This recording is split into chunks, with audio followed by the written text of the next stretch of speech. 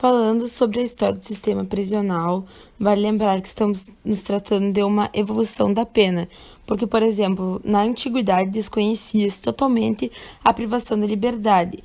Embora sabíamos que existia o encarceramento de delinquentes, ele existiu com outras razões. Até fim do século XVIII, a prisão serviu somente à contenção e guarda do réu para preservá-lo antes do momento de ser julgado.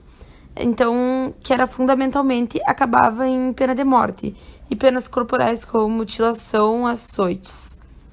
Por isso, a prisão era uma espécie de antessala de suplícios, e ela sempre teve uma situação de grande perigo, um incremento ao desamparo, e na verdade ela era uma antecipação da extinção física do indivíduo, ou seja, a morte. Contudo, a gente ainda encontra vários resquícios de pena privativa de liberdade, fazendo um retrospecto da história. Agora, quando vamos falar da Idade Média, Henry Sansom já afirmava que até 1791 a lei criminal era o Código da Crueldade Legal. E, na realidade, a lei penal dos tempos medievais tinha como verdadeiro objetivo provocar o medo coletivo. Então, os delinquentes, eles o quê? Esperavam espremidos entre si em encarceramentos subterrâneos ou calabouços, palácios, fortalezas, a suplício da morte. E durante o período da Idade Média, a ideia de pena privativa de liberdade não aparece. A privação da liberdade continua a ter uma finalidade custodial aplicado àqueles que foram submetidos aos mais terríveis tormentos exigidos por um povo de distrações bárbaras e sangrentas. No entanto, na Idade Média, surgiu a prisão-estado e a prisão eclesiástica. Na prisão de estado, somente eram recolhidos os inimigos de poder real ou senhorial que tivessem cometido delitos de traição ou os adversários políticos governantes. E na prisão eclesiástica, ela destinava-se aos clérigos rebeldes e respondia às ideias de caridade, redenção e fraternidade da igreja, dando ao internamento o sentido de penitência e meditação. Também vale lembrar que o que ajudou que teve grande ajuda na história da penitenciária foi o pensamento cristão, esse pensamento de realocar o indivíduo, de ajustar o indivíduo de novo à sociedade. Falando na Idade Moderna, então, levando em conta ao período histórico que se passava, a gente tem em mente que a criminalidade aumentou muito com a crise. E com isso, a pena de morte ficou indiscutível para tantas pessoas. Então, houve propostas para acabar com isso. Por exemplo, na Inglaterra, ganha muito destaque em relação a isso, criando as instituições de correção que tiveram um grande valor histórico penitenciário.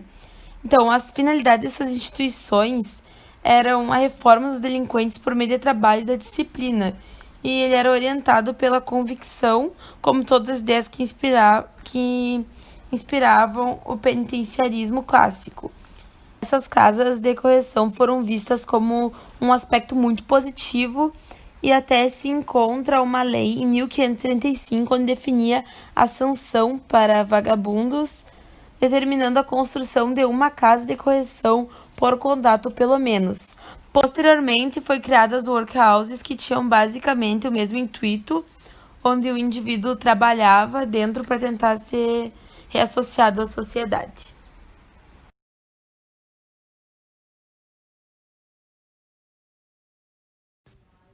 Considerando os números totais, segundo o World Prison Brief, o Brasil registrou 755.274 presos em 2019 e ficou atrás somente dos Estados Unidos e da China.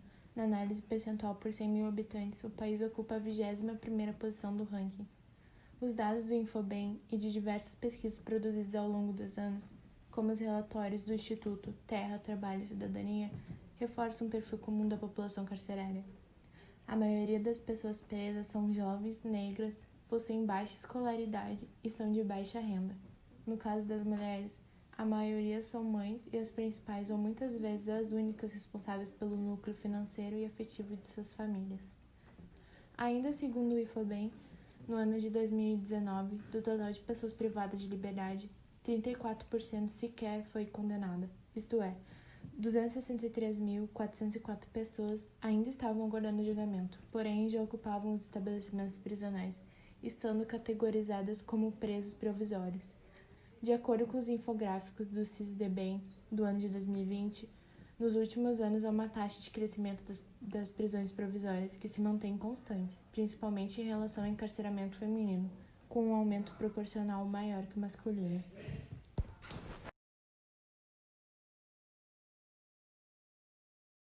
Como podemos observar no gráfico, a segunda cor que mais aparece entre a população prisional feminina e a população prisional masculina é a cor mista.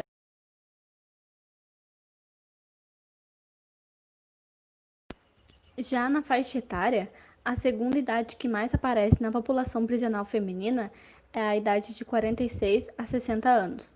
Já na população prisional masculina, a segunda idade que mais aparece é a idade dos 25 a 29 anos.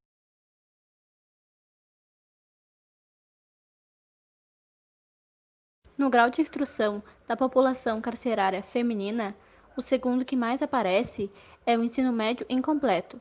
E na população masculina, o grau de instrução que mais aparece em segundo lugar é o ensino fundamental completo.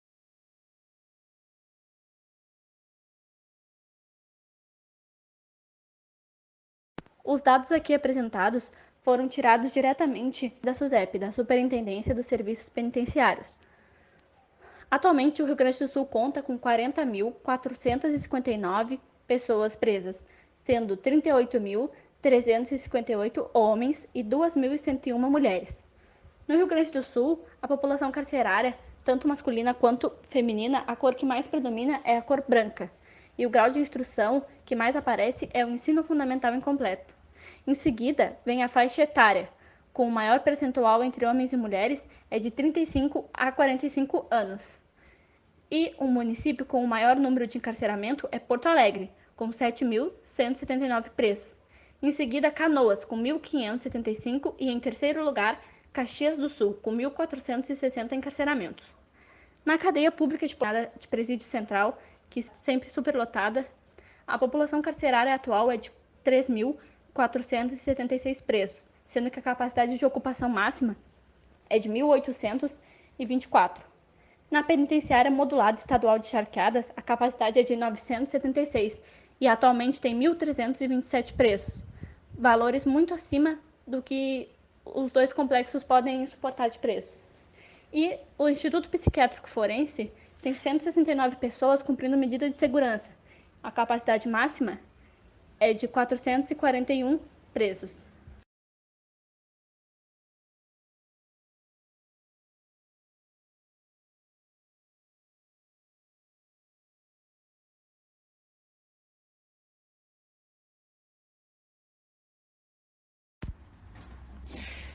A educação nos presídios é um instrumento fundamental no processo de ressocialização dos reclusos, sendo um dos principais auxílios que alguém que está privado de liberdade devido ao cometimento de algum crime no passado pode receber para ter a chance de construir um futuro melhor após o cumprimento de sua sentença.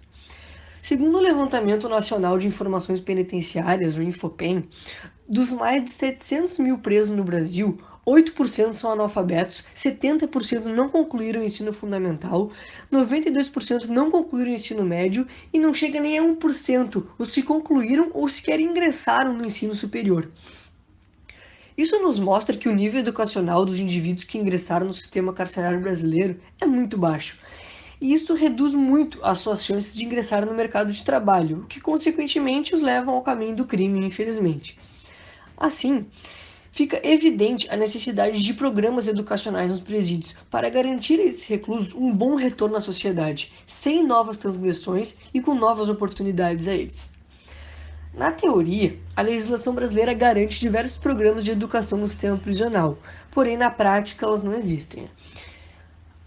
A Lei de Execução Penal prevê a educação escolar no sistema prisional como um dever do Estado.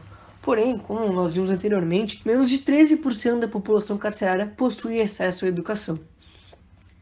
Isso nos mostra que há uma omissão estatal diante de suas responsabilidades com os presos. E para isso mudar, o Estado deve agir ele deve botar em prática os seus programas para que esses consigam cumprir com o seu propósito, que é auxiliar os presos em sua ressocialização e, consequentemente, tornar a sociedade um lugar melhor.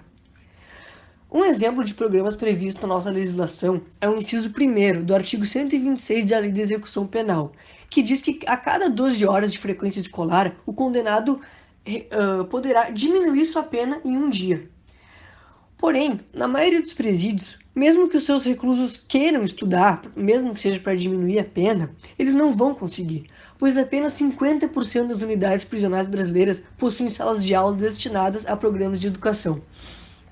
Um outro exemplo é o artigo 21 da Lei de Execução Penal, a qual prevê que deve haver uma biblioteca em cada presídio. Porém, na prática, apenas 1/3 das unidades prisionais possuem. Portanto, é necessário que o Estado administre melhor esse aspecto, com políticas e programas educacionais, pois, além da educação